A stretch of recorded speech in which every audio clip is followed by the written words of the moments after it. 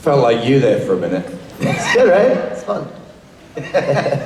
I love you, Rob. I love you, Mark. I love you, Mike. I love you, Steve. I love you, Billy. Even though you're busy. He's already on to something else. Bye, guys. Where'd Rich go? Ah, well. Hey, guys! It's Sunday, I think. I've been here since Tuesday. It's like really weird. We did an amazing show at Exit Inn on the Thursday night. Thanks to those of you who came. The rest of you can all go to hell. And I want to thank you for coming Saturday Night Special yesterday. It was fantastic. We had so much fun. Listening to the dulcet tones of Mr. Ackles and Mr. Carlson. That was so much fun to do. We're happy people. So, how many of you are new to the Supernatural Convention experience? How many of you know hands up? Yeah, whatever. Well, you'll get used to us eventually. So, I just want to say thanks. It's been an amazing weekend. It's been an amazing year. An extraordinary year. And I hope you've had a good time. It's truly, truly remarkable. In this world, which is incredibly divisive, incredibly complex, incredibly unforgiving, it's nice to be with groups of like-minded people who have their hearts open and their wallets open. That's the best part of it. Didn't say it was going to be cheap, but no, seriously. I was just saying this to Jared's buddy. It was like, you know, we make TV with our friends and we hope you like it. It's kind of like going to making an album. You go into a studio, you go do stuff, and yeah, great, we're done. Oh, we're so excited, everything's great, go listen. You know? And that's making TV, it's the same thing. We make something and we put it out there and we hope you're gonna like it. But when we get to go to a convention, it's like going and playing the tour afterwards. It's like going and seeing your audience and seeing the faces of the people that have enjoyed it. So I love it. I love every minute of being at these. We are honored to be here. We love you guys so much. It's an incredible group of people. We call it the Supernatural family for a reason, right? Mm-hmm. It ain't fandom. It's not fanatics. It's people, like-minded souls looking after each other. Get off your phones. Who the hell are you texting? Good God, she's right next to you. You could just talk to her. If I don't give you a bit of Crowley, you think something's wrong, man. Hey, you. Hello, boys. So, I was curious. Can you do that again, but actually with some depth and tone? Hello, boys. No, with some depth and tone. That's all I got. That's it. Hello, boys. I've heard that my whole life. How far would I have gone in life going, hello, boys? Actually, it'd be quite cool, really, wouldn't it? Hello, boys. You're so easy. You're so easy. Hello, girls.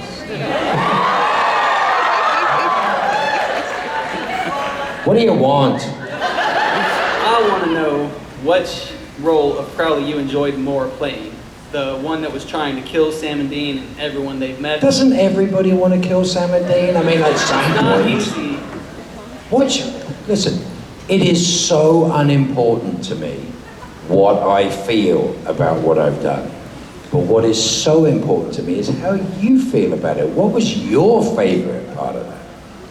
I liked the middle ground when he was transitioning from bad Crowley. He transitioned? Wow, I don't remember that. I remember him going in and becoming a woman at one point, which was fantastic. It's a great story about that. Did you know that? There's the wonderful actress that played Crowley as a woman. And I was like, well, if they want to talk to me about this, that'd be fine. No, we're good. And then I watched the performance and I went, oh my God, that is so me, it's amazing. But, or maybe I dreamt that, I'm not sure, but it's one of those things. But it's what you care about that matters to me. I know it sounds so corny, but it's true. I mean, people are kind of like, do you remember that? And yeah, there's some episodes that I remember as episodes. But I was doing Rich and Rob's podcast, right? I was doing that amazing, like, watching thing. And I was going, what got interesting later on is, you know, when this happened, he goes, no, that happens in this episode. I'm like, oh shit, so much stuff blends into the long form version of the story. And I think the Crowley thing for me was the long form version of it. So the changes and the movement that come as a result of what happened before and what was going to happen in the future. So it was actually kind of directed in that way. Does that make sense? Yes. Terrible question, but that's okay. Moving on. Thank you, sir. You're welcome. I'm so polite, Sarah. Hi, Mark. My name is Kelly, and I don't care, but go on. I had to say that. Sorry, it's just automatic. I love you dearly, Kelly. What can I do for you? I have to apologize for something. Good. Last year, my granddaughter and I were walking down the hall, and you stopped us because my granddaughter was dressed as Castiel, and you said, "Oh, so nice stuff" to her.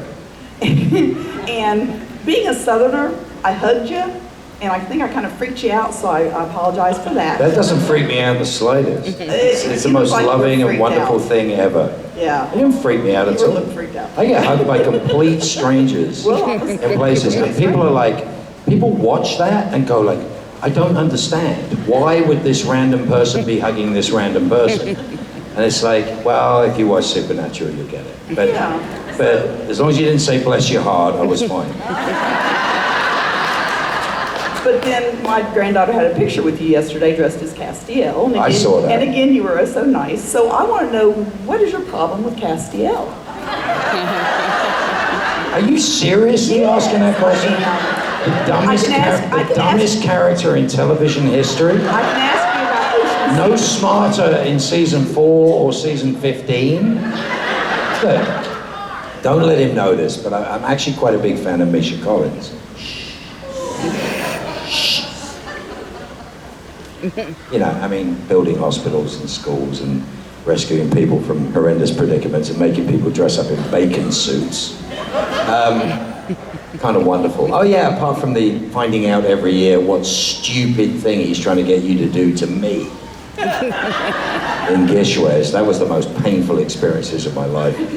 Random people coming up going, can I take a picture of you dressed as a poor guy? Oh, go away. You know? What do I have a problem with? Castiel's a dumbass. He's just dumb. I mean, the Agent Z and Beyonce moments, I was like, that is the stupidest stuff I've ever seen in my life. But you love it, because he's an angel. And actually, you know the only reason why the kids dress up as him, right? The kids, I'm getting old. You know why the kids dress up as him? Kids these days, get off my lawn.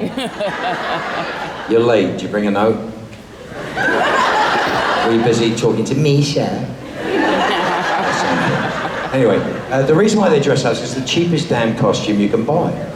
I mean, they used to sell it as a Columbo costume back in the day, but now they sell it. It's all the overlooked Columbo costumes are now being used. But yeah, I can't fault Mr. Collins, but god damn, Mr. Stupid Archangel, Angel, whatever he is. And we're so glad. I like Steve though. Steve was great. Steve had a job. He had a uniform and a job, a better looking uniform. Why do you guys come dressed as Steve and then you go to work afterwards? It's kind of cool. We're glad you're here. What? We are glad you are here. Is that the same as bless your heart? We're glad you're here and healthy. I love you very much, Kelly. Thank you. Listen, it's a thing. Look, just understand it's a thing. If you're new to this, one, I will not answer your questions properly just because that's my idea of fun. I might go for a walk, I might ramble around and go around high-fiving babies, but adults, I'm not high-fiving you, I don't care about you people. Yeah, all right, you pay my bills, but you know, I don't know where your hands have been. It's kind of weird. But if I'm not I mean, if I'm Mark, you guys all like burst into tears and stuff, it's like creepy. But if I'm, you know, if I'm Crowley, he's so mean. You know, I got into trouble. I have a really bad habit of talking to my friends in less ambulatory friends, shall we say, and I have a really bad habit of saying, "Don't get up." To which the usual response, which is the correct response to me when I say something as stupid as that, is to go, and that's usually the response I get from my friends who are less ambulatory than you other people. And yeah, it's like some people were like, "He's so rude about that." And I'm like, "Oh God, no, can't we just have a bit of fun? This is the hardest the world has ever been. This is the toughest the world has ever been. You know, we've got a million things we need to fix. There's so many awful things that need to be fixed. Dreadful things, important, dreadful things. And we'll eventually get round to them when we scream loud enough. And oh, geez, I just realized you're dressed as Castiel. Sorry, I'll speak slowly.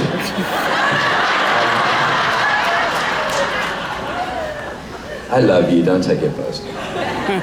But there's so many things that we need to talk about. There's so many things we need to do, and we will do them. Because you know what, we may be slow, but we do have some brilliant freedoms and some brilliant possibilities, and we're the greatest nation in the world, whether we like it or not.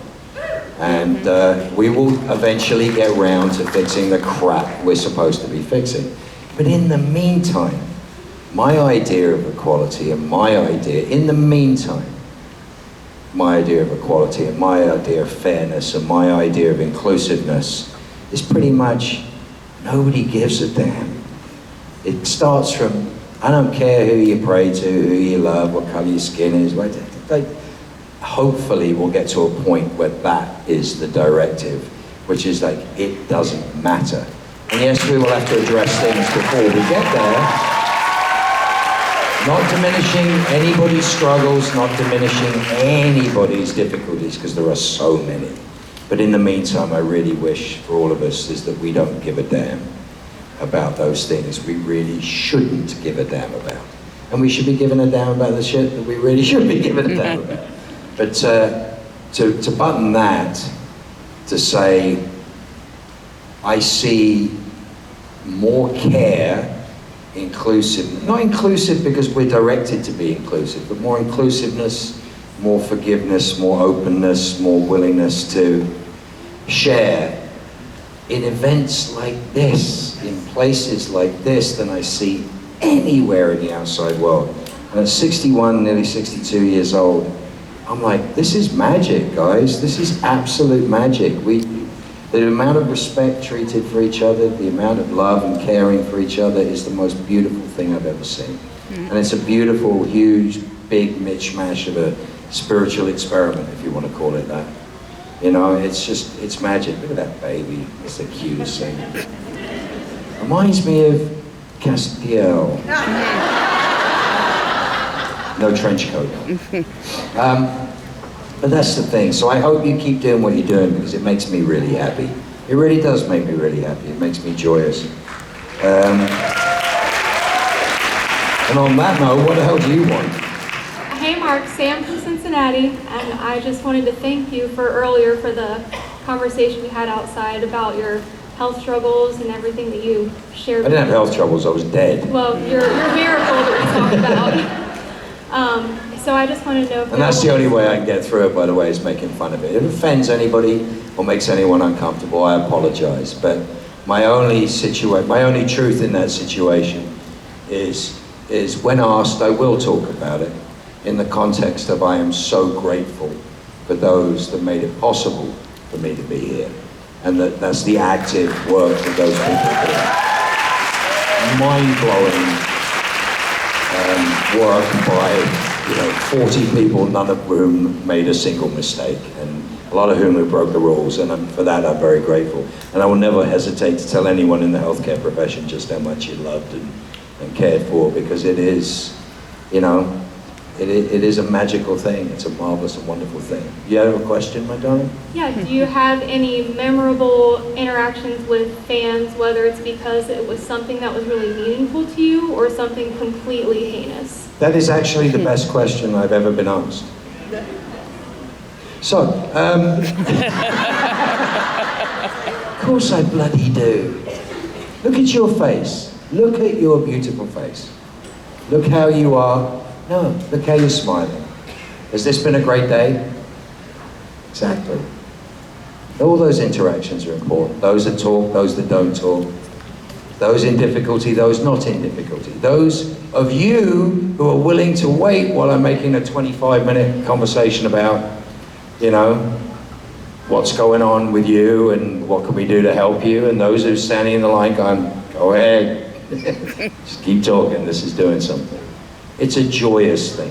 Having an opportunity to put my hand out and go, how you doing today? And then somebody not doing well goes, okay, and you're like, is there something I can do for you? I mean, how much more human is that in life?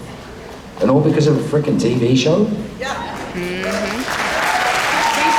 you taking the time to interact. The funniest interaction ever, and they all know this one, the funniest interaction ever was in New Zealand. There was a very, very tall girl, very, very tall girl. And she was shaking like a leaf and sweating profusely, poor thing. And she was with somebody who was helping her out, and I looked at her and I thought I was gonna help, it was years ago. I thought I was going to help by saying, so it's okay, you know, take a deep breath. And she looked at me and she goes, I'm just trying not to shit myself. Which Amanda Tapping was with me, and she's just like trying to keep a straight face. And I went, keep trying. It's perfection. It's perfection. All of you, all these wonderful things that you tell me. I had an ex-wife who said to me, yeah, you got such a tough job. You go to a place and 3,000 people tell you how much they love you. I'm like, yeah, it's a gift. It's truly a gift. It can be a little emotionally exhausting, but I'll sign up for that any day of the week. If I get a smile and I get people, you know, sharing a little bit of their heart, it's the most magical thing. God, it sounds so freaking heavy. But I love you all for that. And bad interactions? No, some people have bad days. Some people genuinely have bad days. And yeah, again, it's an opportunity to go, is there something I can do to make this a little better for you? Some people just get discombobulated. Somebody came up to me and had a hard time with something that they thought would land and it didn't land. And I thought I was doing the right thing. And Mary, who backs me up, she's wonderful, she's a school teacher, so she gets it. They sit sick school teachers on me. I should tell you exactly my mental level of competence. Kindergarten, usually. But it was difficult. It was difficult for that person, and it was getting harder and harder, and it got diffused beautifully, and they came back, and their response to coming back was a note and something beautifully written, and it's like, God damn, like, that doesn't happen when I go to the grocery store. You know, this is a magical thing. This is a lovely thing. And thank you for taking the time. I just wanted to tell you how important your job was. Thank you. You know that. You know how important your job is. Yeah, thank you. Yeah, pleasure. Ooh, we're in the heavy zone. What's up? Hi, my question is, what was your favorite scene to film? End of season 8, Sacrifice. That was an easy one. Well, it's only an easy one because it's the 7,000th time somebody's asked me that question. But it's genuinely true. And it's most of our favorites. I think it's Jared's favorite to film too. It was just, look, you make TV, you don't make TV in order. You make TV due to where you need to film and how you got to construct sets and what's the right logistics for it. It's a mishmash of all sorts of things. We did that whole sequence in the church in order, in one go, in a continuous stream for a couple of days. And it was magical. It was for us it was a safe place to be. It was silent. Crew made no noise. We had full support. And anything we were trying to do, we had the chance to achieve. And I think we really did achieve it in that. I think it's a rather beautiful thing. You know, kind of weird singing, crying, being injected with human blood, but there you go. I mean, it's just one of those. What did you do today, Daddy? Well, got tied to a chair, injected with human blood, and cried about David Bowie songs. I can't remember. But yeah, I mean, that to me is magical. Sacrifice, right? Yep. Episode Sacrifice. But they're all brilliant. I mean, you know, the wonderful end scene, the end of season 9, in the bedroom, and Jensen's in the bed, And it is the end of the season. It is the last shot of the season. And I have a massive speech which ends in "Let's go take a howl at that moon," which is a very pivotal point for the end of the season. And we're going to get Demon Dean when he opens his eyes, right? And Jensen may or may not have had a few scotches with the rest of them before. All he's got to do is lie in a bed and listen to idiot here talking for hours and trying to work out what he's doing. So he's probably bored out of his mind. It didn't help that intermittently he'd just get up and scream while I'm in the middle of a scene. Scared the hell out of me. Like, at least 4 times. He thought it was extremely amusing. But I was very serious at that time. But that was magical stuff. Not half as interesting as the fact that when I went to Warner Brothers to do the DVDs for that year, I said, "Have you seen the reaction videos to that moment?" And they were like, "No." I said, "Go get the reaction videos for this." And they went and scoured and got all the reaction videos to Dean opening his eyes and put them on the DVD, which is brilliant because it's, you know, it's all this like night vision stuff. People just, which is basically what was happening to me in the scene half the time. Jesus Christ, stop doing that. Fun stuff. What do you want? Just a question. What? Just a question. And? Why are you leaving? Misha is in costume photo op. Run, Forrest, run! As the raincoats disappear from view. How the bloody hell are you going to know which one's which if you're all dressed the bloody same? God damn! It's a Constantine convention. Peter Falk, that way. What's the question? Traitors, the lot of them. You're all dead to me, bye! Yeah, they're so polite, they wave on the way out. Yeah, I get what I deserve. God damn it. I ain't that popular. No, I'm not. No.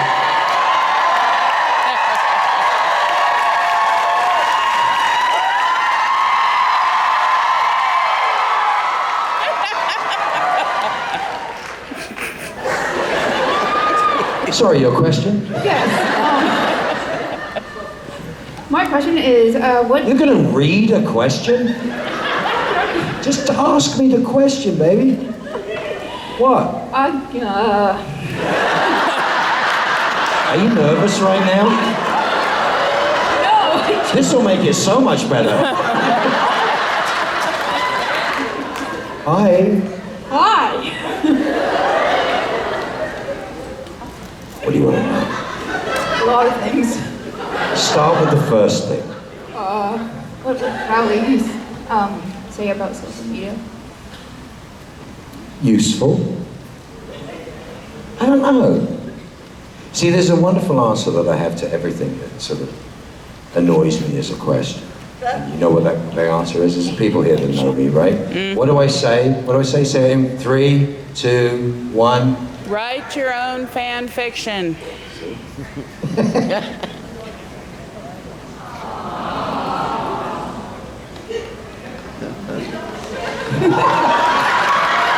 I can't believe you said that. She said, "Don't shit." That's terrible. That's terrible. Funny, but terrible. That's so bad. And you. Hi, babe.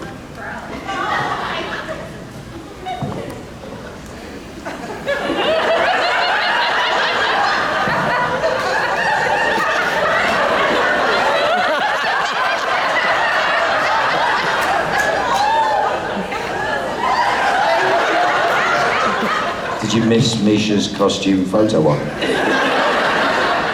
Apparently everybody went that way. What do you want? Hello. Quick question. Who did you prefer playing Lucifer, Misha or Mark? Mark? I will tell you this. I thought Misha's portrayal was kind of creepy. You know what the question used to be all the time? What was it like licking the floor? That was the same as the last time you licked the floor. What's the problem? Only a lot cleaner because there's, you know, it's a set. Thank you. Wow, that was a long walk for you. You want another question? Yeah. What is your biggest fear?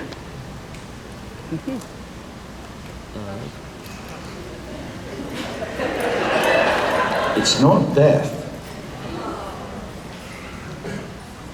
It's not. Absolutely not. Weird, I thought it would be. Biggest, wow. You want a real answer? A real answer?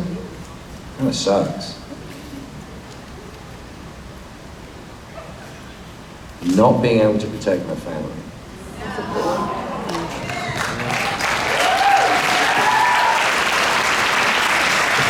And that comes from what happened.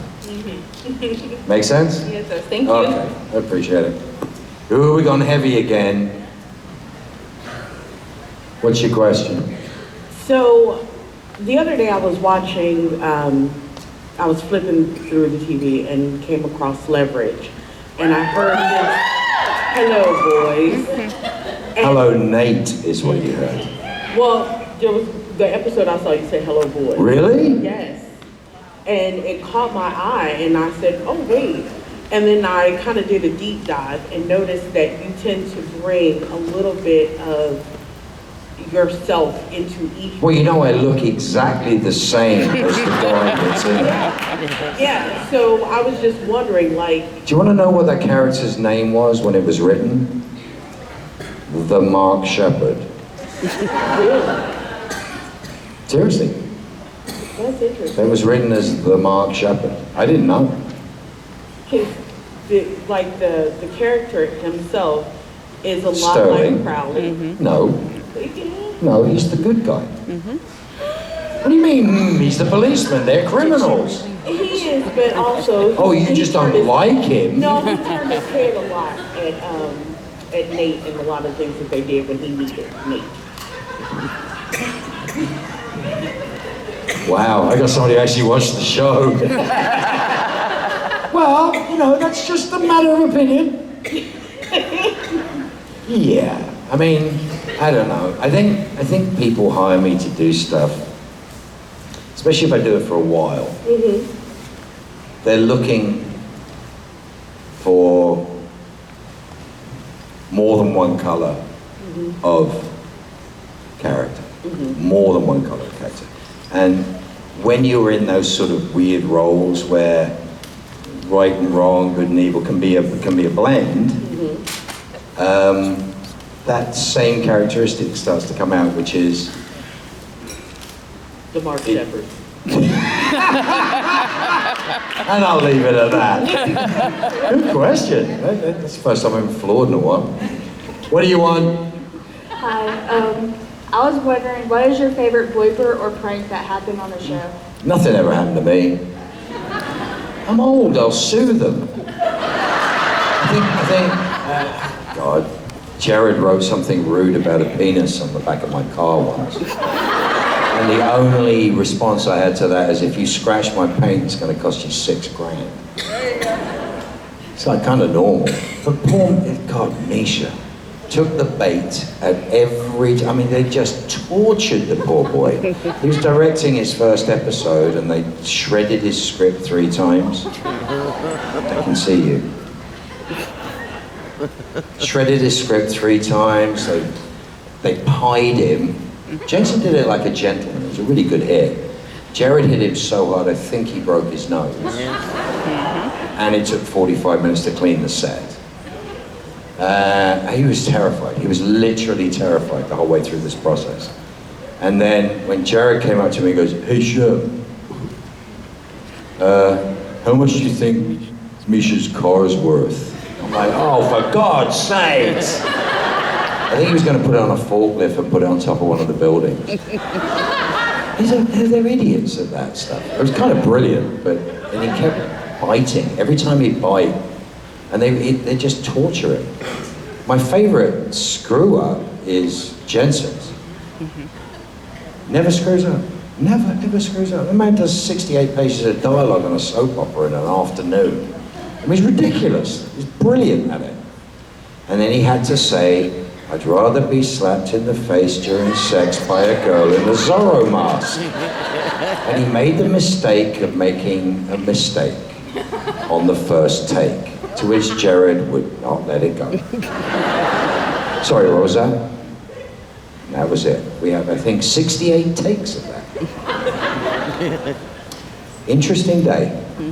We were laughing so hard we couldn't get it done anyway. But no, they didn't play pranks on me. I think they were just kind of worried that I had no sense of humor. The girls played a prank on me. They broke into my trailer, I mean, hardly, but they just opened it because I never locked it. And they put 7,000 unsold Misha Collins calendars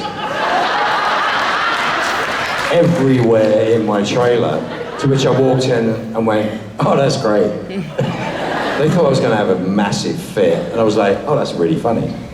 Because somebody's going to have to clean it up, and it's not me.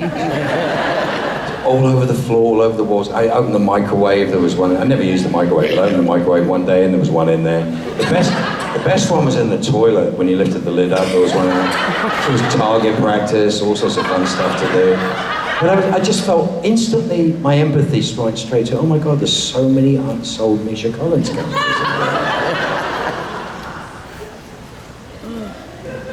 Why no, because I had 74,000 of them in my trailer. Yeah, I mean, fun stuff. They always underestimated me. Never underestimate the King of Hell. Oh God, you really want lines? Give the good ones. What's your favorite line of you? What's your favorite line I ever said? Hello, boys. It's still got to be deeper than that. Hello, boys. That's like the Frog King version of hello, boys. We did used to have competitions when the four of us would get together. How low can voice go? It's kind of fun.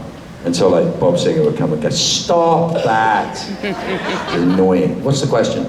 My favorite parts of the show were with Rowena and the snarkiness with Crowley. Would you speak on how the interactions and how it was working with Ruth, and then if you have a story or two of not made on camera or not in the film or the show that you She's amazing. She's brilliant. It's an absolute thankless task, and I don't want to diminish what she did because it was fantastic. But there is no universe by which she should ever have been Crowley's mother. She's not Crowley's anything. She's Fergus's mother. And I bear no resemblance nor really any traits of Fergus.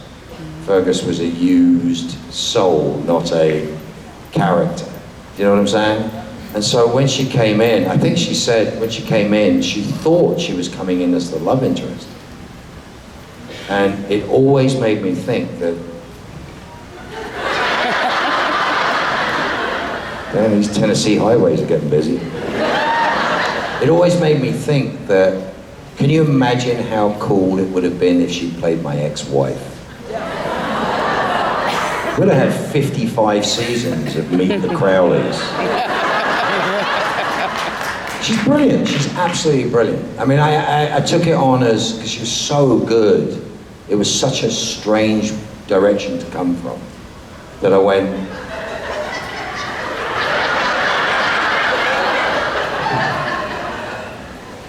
doesn't care. It's such a strange direction to come from. I had to play it as everybody else has a mother, why can't I? That sort of worked that way. There's some wonderful stuff in that. I still think the funniest moment we ever had is when Misha was there and he'd just come out of makeup with a certain thing written on his chest. And there's photographs of that, and he literally had, I'm coming, written on his chest. We could not get any work done for about an hour and a half. It's like, who on earth thought this was a good idea? I mean, okay, it kind of makes sense, but no. I'm coming, I'll be like, oh God. But she's fantastic. She really is fantastic. And it's a thankless task having to play against me in a scene. You know, especially with that level, with what it is that we're doing. There's a moment that I absolutely adore, which is in the photograph, which you can buy at my table when I'm down there. She'll draw all over and I'll write a little signature in the corner because she won't leave me any space for it. It's a picture of the two of us at the bus station. At that's like -5 degrees, 2 in the morning. And it's just a perfect example of just how freaking miserable that relationship was. It's kind of brilliant, it's kind of wonderful. But she's magic, she really is magic. There's something so special about her approach to it, and the whimsy she brought to it, and the Scottish nuances that she added to it and was able to play with. When something didn't sit right, she could make it into something more interesting. And we had a lot of fun doing it. I had a lot of fun. She probably hated every minute spending time with me. But I'm not the easiest guy in the world. I'm just coming back here to see the poor people. Hold on. Got no friends. Got no friends. Hey, baby. I got you. You good? Good to see you. You wish you hadn't come this week, didn't you? You right? You having a good time? Now there's a man who can do hello, boys. Give me a hello, boys. Hello, boys. Yeah! Love it.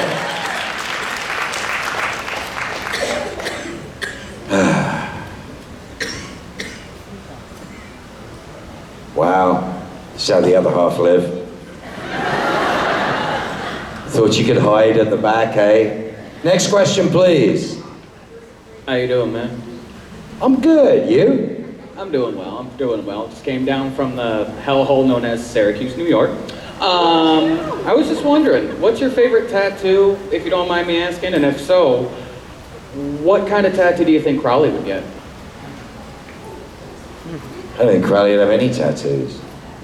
He's a bit timeless in that way, but what's my favorite tattoo that I have? Yeah. I have one tattoo. Oh, yeah. So my tattoo is my favorite tattoo. Rocket science, huh? Yeah, I have one tattoo. There's a lot of it. All right. Took me a long time to accumulate and get redone, but it's a lot of fun. Should have bought another car. All right. What? I'm sorry. What'd you say? My bad. You broke your leg? Oh. Neck. Oh, sorry, Southern for neck. Neck. You added 3 syllables to the middle of that. I love it. I'm good. Answering stupid questions. What did I just say about high-fiving anyone that's not a baby? You doing all right? Good.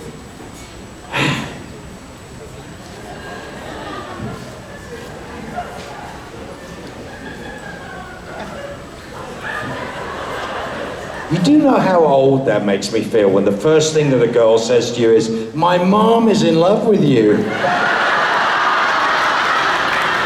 Like, if you were in love with me, it feels so much better. Aww. I won't throw up on you, I promise. Give me 5 first. Do you prefer Sam or Dean? For what? If I need a car driven, I'd probably go to Dean. If I need somebody to adjust their hair, it would be Sam.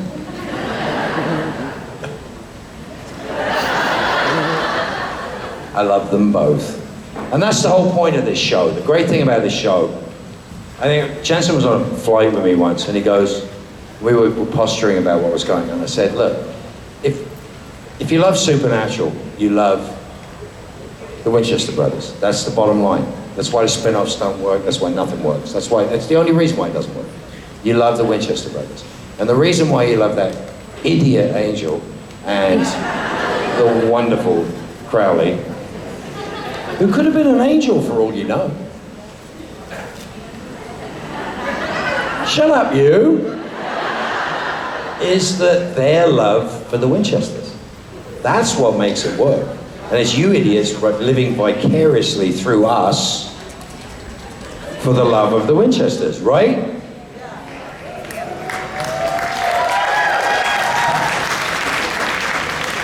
How much was the trench coat? Your mum bought it? I love your mum. That's called child abuse. Don't be scared. It's just a man with a deep voice. You look very cute. I love your wings. Way cuter than Misha's. It's very queen-like. I like that. Thank you. A little bit of Miles Davis. Hey, you. You trying to hide? No chance. Next question. Oh, sorry. Hello. Oh, have you given up on Misha and you're coming back now? Yeah? This one. Ah! They're everywhere! It's like Night of the Living Dead. What? Some people come dressed well as Crowley, and to which I'm like, I love your costume. But if you come in a $10 trench coat with a wonky tie, it's like, Hey, good colours. Who's next? You? Go. Oh, that side? Go. Hello, I have a question for you regarding Apparently. regarding the fact that my husband and I argue about you and Simon Pegg. I say you're the king of science fiction. My husband says it's Simon Pegg. Your opinion? I love Simon Pegg.